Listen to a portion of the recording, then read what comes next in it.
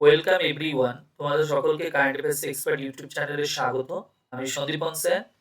আজকে বেশ কিছু কারেন্ট অ্যাফেয়ার্স এর কোশ্চেন আলোচনা করব, যেগুলো আগামী দিনে আমাদের যে সমস্ত কম্পিটিটিভ এক্সাম গুলো রয়েছে, এই সমস্ত পরীক্ষার জন্য বেশ কিছু গুরুত্বপূর্ণ কারেন্ট অ্যাফেয়ার্স। ফার্স্ট কোশ্চেন তোমরা স্ক্রিনে দেখো কি রয়েছে। বলেছে the 3-year old chess prodigy from Madhya Pradesh who has become the youngest fight rated chess player in the world। অর্থাৎ 3 বছরের একটি বাচ্চা, যিনি কিনা চেসের বা বলতে পারো দাবার যে খেলা, সেই দাবা খেলার বা এই টুর্নামেন্টের একজন দানব বা দৈত্য হিসাবে তাকে বলা হচ্ছে। কি নাম বললাম তার? তার নামটা হলো, আচ্ছা তার নামটা বলবো। তার বয়সটা কত? মনে রাখবে 3 বছর। আর কি বলেছে?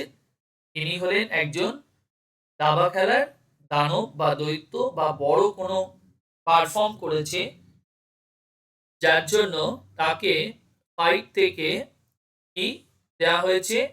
রেটেড চেস প্লেয়ার হিসেবে স্বীকৃতি দিয়েছে। আর এই বাচ্চাটি কোথাকার? মধ্যপ্রদেশে।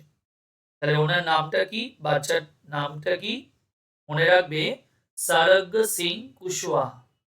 ইনি তোমার বা ইনি ফাইট থেকে এই স্বীকৃতিটা পেয়েছে। এবার এখানে কোশ্চেন হতে পারে, ফাইটটা কি? ফাইট হলো আন্তর্জাতিক দাবা সংগঠন। কি বললাম? ফাইট হলো একটা সংস্থা। এই ফাইট সংস্থা যারা কিনা সারা পৃথিবী জুড়ে চেসের যে ইন্টারন্যাশনাল যে বিভিন্ন টুর্নামেন্ট গুলো হয়, সেই টুর্নামেন্ট গুলোকে এনারা পরিচালনা করে বা এই সংস্থা পরিচালনা করে। ফাইডের একটা পুরো নাম আছে, যার পুরো নামটা কি? মনে রাখবে, ফেডারেশন। কি নাম বললাম? Federation international inter international des চেসে, অর্থাৎ ECHECS। এটাই হলো অ্যাকচুয়ালি ফাইডের পুরো নাম। অ্যাকচুয়ালি এটা হলো আমাদের কোন ভাষাতে? মনে রাখবে, ফ্রেঞ্চ ল্যাঙ্গুয়েজে এটা লিখলাম। বাট ইংলিশে যদি আমরা বলি, এটাকে আমরা কি নামে বলি? মনে রাখবে, ইন্টারন্যাশনাল চেস ফেডারেশন। কি নাম বললাম? International chess federation. এবার কোশ্চেন হতে পারে, এই অর্গানাইজেশনটা কবে তৈরি হয়েছে বা প্রতিষ্ঠা পেয়েছে? তাহলে মনে রাখবে, এই অর্গানাইজেশন 1924 সালে এটা প্রতিষ্ঠা পায়। তারা এই অর্গানাইজেশন ফাইট, বা যাকে আমরা আরেকটা নামে কি বলছি? International chess federation. আর কবে তৈরি হয়েছে বললাম। আর মনে রাখবে, এই অর্গানাইজেশনের হেডকোয়ার্টার কোথায়? মনে রাখবে, লুসেন। অর্থাৎ যেখানে ইন্টারন্যাশনাল যে অলিম্পিক কমিটি, তাদেরও হেডকোয়ার্টার কোথায়? লুসেন। লুসেনটা কোথায়? সুইজারল্যান্ডের। এটা একটা শহর, যেখানেই তোমার এদের বা ফাইট সংস্থার হেডকোয়ার্টার। এবার আসি নেক্সট কোশ্চেনে। নেক্সট কোশ্চেনটা দেখো কি রয়েছে। বলছে the former minister of home affairs of India, অর্থাৎ ইনি আমাদের দেশের প্রাক্তন স্বরাষ্ট্রমন্ত্রী, ফরমার স্পিকার অফ লোকসভা, এবং ইনি হলো লোকসভার স্পিকারও ছিলেন, and former governor of Punjab who passed away, মারা গিয়েছেন কবে? 12 ডিসেম্বর 2025। তাহলে ইনি হোম মিনিস্টার ছিলেন, লোকসভার স্পিকার ছিলেন এবং পাঞ্জাবের রাজ্যপালও ছিলেন। তো তিনি রিসেন্টলি প্রয়াত হয়েছেন বা মারা গিয়েছেন। ওনার নাম কি? মনে রাখবে, শিবরাজ পাতিল। এবার এখানে কোশ্চেন হতে পারে, আমাদের দেশে বর্তমান হোম মিনিস্টার কে আছেন? তাহলে মনে রাখবে, বর্তমানে যদি বলা হয় হোম মিনিস্টার কে আছে, তাহলে তোমরা এটা বলবে। আর যদি বলা হয় লোকসভার এখন স্পিকার কে রয়েছেন? মনে রাখবে ওম বিড়লা। ওম বিড়লা হলো লোকসভার স্পিকার। আর লোকসভার যে স্পিকার ওম বিড়লা, তিনি কোথা থেকে নির্বাচিত?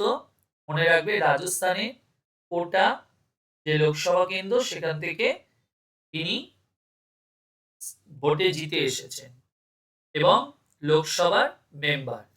তাহলে আমাদের দেশে যদি এই মুহূর্তে বলা হয় হোম মিনিস্টার পোস্টে কে রয়েছেন বা ভারতের স্বরাষ্ট্রমন্ত্রী, তাহলে মনে রাখবে শ্রী অমিত শাহ। তিনি হলেন ভারতবর্ষের বর্তমান স্বরাষ্ট্রমন্ত্রী। আর আমাদের কোশ্চেনের উত্তরটা কি হবে? শিবরাজ পাতিল। পরের কোশ্চেনটা কি বলেছে? Who won the best FIFA football awards 25 male, অর্থাৎ 2025-এ ফিফা যে সংস্থা, ফিফা হলো একটি আন্তর্জাতিক ফুটবল সংস্থা যারা কিনা সারা পৃথিবী জুড়ে আমাদের এই যে ফুটবল খেলা, এরা এটাকে পরিচালনা করে। ফিফারও একটা পুরো নাম রয়েছে।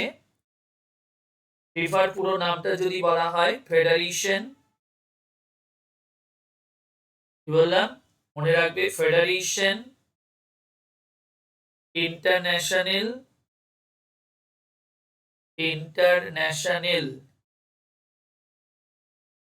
ইন্টারন্যাশনাল দা ফুটবল, এটাও কিন্তু স্প্যানিশ ল্যাঙ্গুয়েজ, ফুটবল অ্যাসোসিয়েশন। এটা হলো তোমার ফিফার পুরো নাম। বুঝা গেল? এবার ফিফা সংস্থা বা এই যে অর্গানাইজেশনের কথা আমরা বলছি, এই অর্গানাইজেশনের এস্টাবলিশমেন্ট কবে হয়েছে? ফিফা প্রতিষ্ঠা পেয়েছে কবে? মনে রাখবে 1904।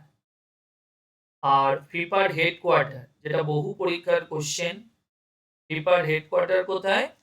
মনে রাখবে জুরিক। জুরিক হলো ফিফার সদর দপ্তর। বোঝা গেছে?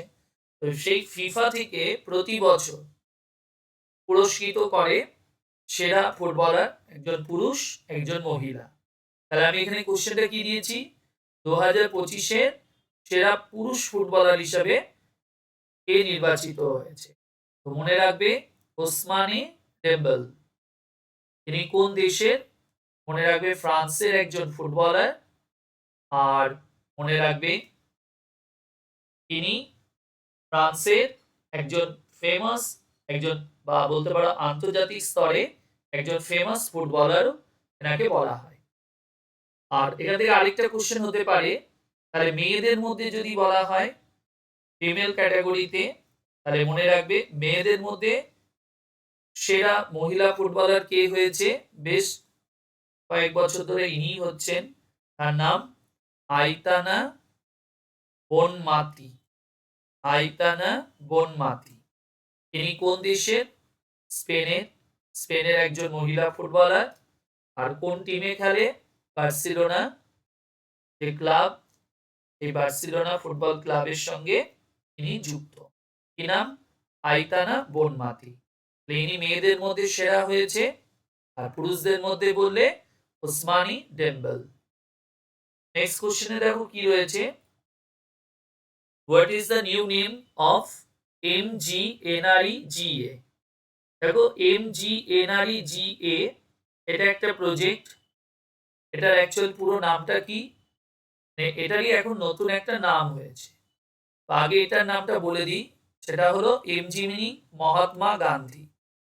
মহাত্মা গান্ধী ন্যাশনাল, কি বললাম?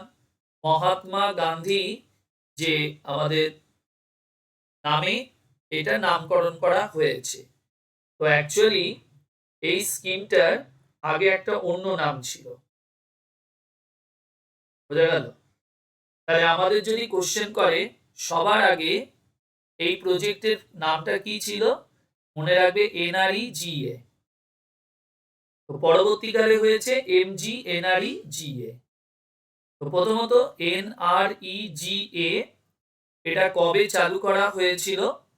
শুরুতে মনে রাখবে একদম প্রথম দিকে। তো প্রথম দিকে ভারতবর্ষের 200খানা জেলাতে এই এনআরইজিএ এটা চালু করা হয়েছিল। 200 ডিস্ট্রিক্ট কত সালে? 2006 সালে এটা চালু হয়। এনআরইজিএ বলতে national rural employment guarantee act. National rural employment guarantee act এই নামে প্রথমে এই নামটা ছিল, গ্যারান্টি অ্যাক্ট। পরবর্তীকালে এটার সঙ্গে এমজি কথাটা অ্যাড হয়, মানে মহাত্মা গান্ধী কথাটা অ্যাড হয়ে এটার নাম হয় এমজি এনআরইজিএ। তো প্রথমে এনআরইজিএ 200খানা ডিস্ট্রিক্টে ভারতবর্ষে চালু হয় 2006 সালে এবং 2008 সালে এইটা পুরো দেশ জুড়ে চালু করা হয়। কবে বললাম? 2008 সালে এটাকে গোটা দেশ জুড়ে চালু করা হয়।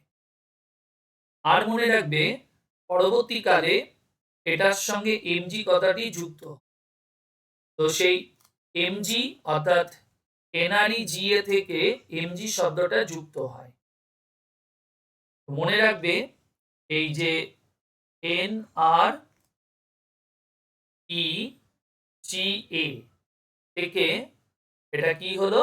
এমজি এনআরইজিএ এই নামটা কবে হয়েছে? তাহলে মনে রাখবে এই নামটা হয়েছে 2009 সালে। কবে হয়েছে? 2009 এই নামকরণটা হয়েছে। ঠিক আছে, তো সেটাই বর্তমানে এটার আবারও নামের পরিবর্তন হলো। ঠিক আছে, তাহলে আমি প্রথমে কি বললাম? প্রথমে বললাম এনআরইজিএ 2006 সালে ভারতের টোটাল 200খানা জেলাতে চালু হয়েছিল শুরুর দিকে একদম। আর যদি বলা হয় আর একদম যদি ফার্স্ট লোকেশন বলে অন্ধ্রপ্রদেশের অনন্তপুর বলে একটি জায়গা, সেখানে প্রথম এটা চালু হয়। 2006-এ মোট 200 ডিস্ট্রিক্টে শুরু হয়, পরবর্তীকালে 2008 সালে গোটা দেশ জুড়ে এটা চালু হয়, এক্সটেন্ড করা হয়। আর 2009-এ এনআরইজিএ থেকে নামটা হয় এমজি এনআরইজিএ। এটাই এতদিন চলছিল। এরপর এই এমজি এনআরইজিএ এটার একটা নতুন নাম দেয়া হলো। এটা কি নাম দেয়া হয়েছে? মনে রাখবে বিবিজি রামজি অ্যাক্ট, এটা তোমার নতুন নামকরণ করা হয়েছে এবং এটার একটা পুরো নাম আছে। ঠিক আছে, এটার একটা তোমার পুরো নাম রয়েছে। আরেকটা জিনিস এখানে উল্লেখ করে দিই, অ্যাকচুয়ালি এমজিএনআরইজিএ বলতে যেটাকে আমরা 100 দিনের কাজ বলি, এবং এই নামকরণটা চেঞ্জ হয়ে যাবার পর এটার কাজের দিনের সংখ্যাও কিন্তু বেড়েছে। তো এখন যে নতুন নামটা কি হয়েছে আগে এটা বলে দিই, যে নতুন নামটা হয়েছে বিকশিত ভারত, বিকশিত ভারত গ্যারেন্টি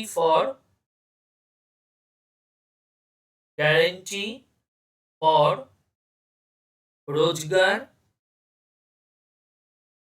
রোজগার অ্যান্ড আজীবিকা মিশন।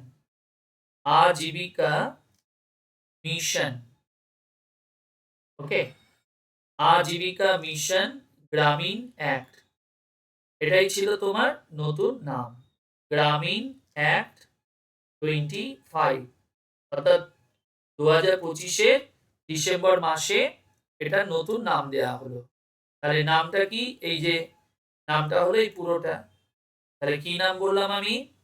বিকশিত ভারত, ভিবি, গ্যারান্টি জি, রোজগারের আর, আজীবিকার এ, মিশনের এম,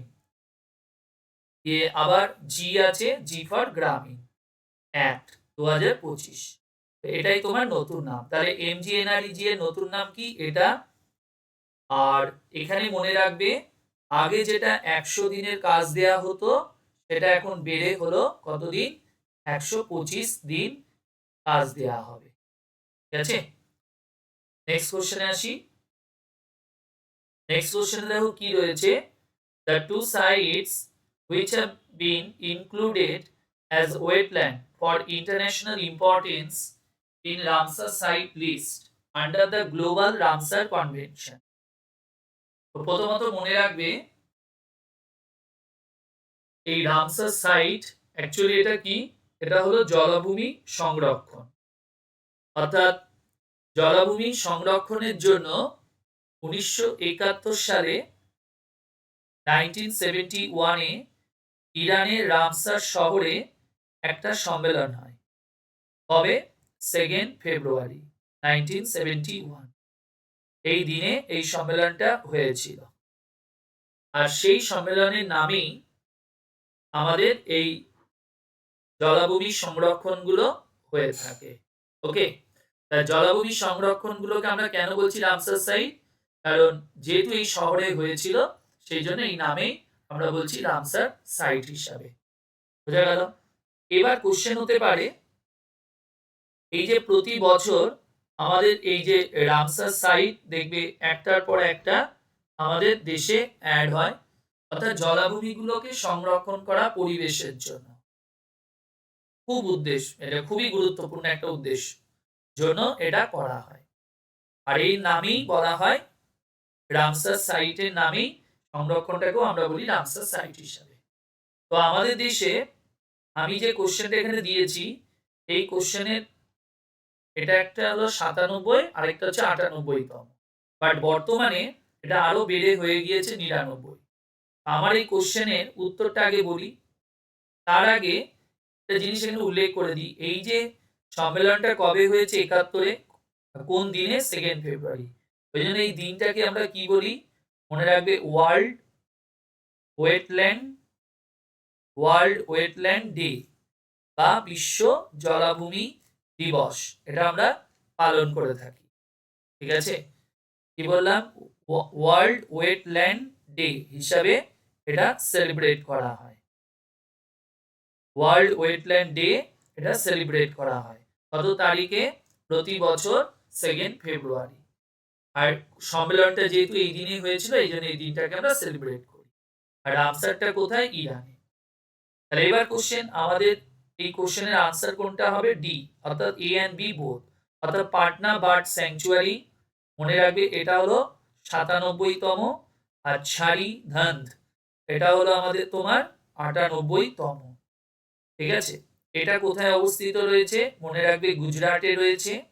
আর পাটনা বার্ড স্যাংচুয়ারি এটা রয়েছে তোমার কোথায়? উত্তরপ্রদেশে। উত্তরপ্রদেশেও পাটনা বলে একটি জায়গা রয়েছে। আর আমি কি বললাম, এই মুহূর্তে যদি বলা হয় আমাদের দেশে টোটাল কতগুলো? 99 খানা।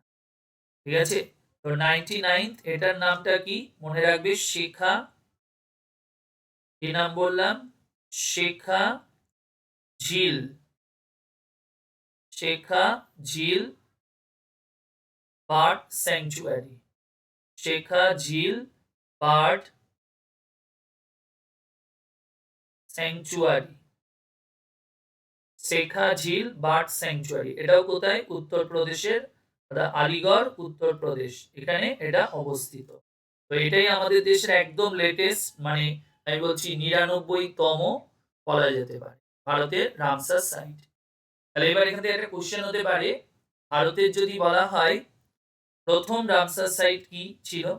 একদম ফার্স্ট, তাহলে প্রথমটা যেটা হয়েছিল তাহলে মনে রাখবে একটা হলো তোমার চিল্কা, চিল্কা যে রামসার সাইট সেটা, আর সেকেন্ড হলো কেওলাডো। তাহলে প্রথমটা কি লিখবো আমরা? চিল্কা যে রামসার সাইট,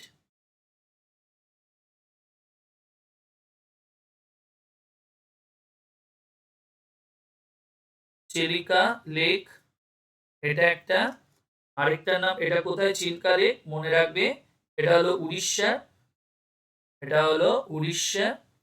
আরেকটা হলো কেওলাডো, অর্থাৎ এটা কোথায়? মনে রাখবে এটা হলো রাজস্থানে, কেওলাডো ন্যাশনাল পার্ক, এটা হলো তোমার কোথাকার? রাজস্থানে। তো এই দুটি আমাদের ভারতবর্ষের প্রথম রামসার সাইট। কবে ঘোষণা করা হয়েছিল? 1981 সালে। আর যদি কোশ্চেন হয় ভারতের সবচেয়ে বৃহত্তম রামসার সাইট কোনটা, অর্থাৎ সবচেয়ে বৃহত্তম লার্জেস্ট যদি বলি তাহলে মনে রাখবে সুন্দরবন। ভারতের সবচেয়ে বৃহত্তম সুন্দরবন যে রামসার সাইট এটা। আর মনে রাখবে স্মলেস্ট যদি কোনো রামসার সাইট বলা হয় বা ছোট যদি কোনো রামসার সাইট বলি তাহলে সেটা কোথায়? হিমাচল প্রদেশে। স্মলেস্ট যদি বলা হয় মনে রাখবে রেণুকা ওয়েটল্যান্ড। কি নাম বললাম? রেণুকা ওয়েটল্যান্ড। আর এটা কোথায়?